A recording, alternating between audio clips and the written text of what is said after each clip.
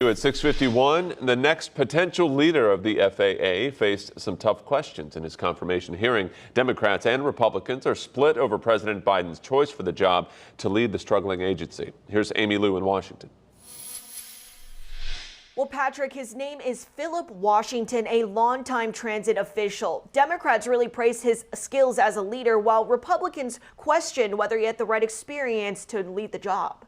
Democrats focus on Washington's ability to turn struggling agencies around, citing his work at agencies in both LA and Denver. But Republicans noted Washington is not a pilot who has very little aviation experience.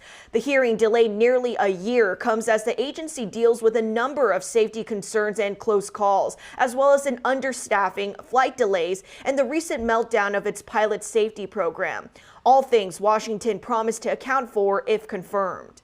To accomplish all of these things, we need permanent leadership at the top of the FAA to address the challenges that we have seen in the last several years. If confirmed, I will draw on a career spanning almost 45 years to be that leader.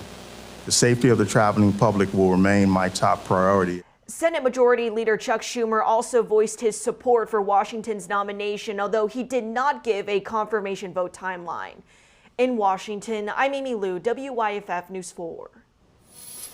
Meanwhile, at 6:53, the Senate has passed legislation that could reveal more information about the origins of COVID. Lawmakers passed the COVID Origins Act of 2023 by unanimous consent last night on Capitol Hill. Now, the legislation would ask the government to declassify intelligence on the pandemic's origins. That includes any information related to any potential links between the virus and the Wuhan Institute of Virology in China. This is the second time the Senate has passed legislation about COVID's origins. 2 years ago, senators also passed the COVID Origins Act of 2021 unanimously.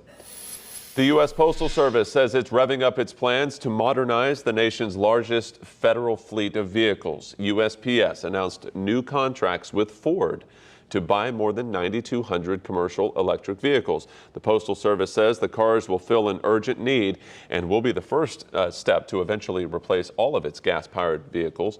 USPS says they will spend more than $9 billion to upgrade their fleet. Mortgage demand from home buyers fell for the third straight week, dropping to the lowest levels in nearly 3 decades. According to the Mortgage Bankers Association, the 30-year fixed rate increased to 6.71% last week, the highest rate since November of 2022. That led to a drop in mortgage applications to buy a home.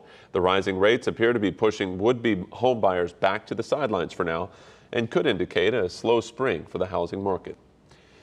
A full day of basketball scheduled for today at the Bon Secours Wellness Arena in Greenville. It's day 2 of the SEC Women's Basketball Tournament. The first game starts at noon today between Missouri and Arkansas. Then at 2 o'clock this afternoon, Texas A&M plays Mississippi State. Then later tonight, Auburn will face off against Georgia at 6 o'clock, and that's followed by Kentucky and Alabama at 8.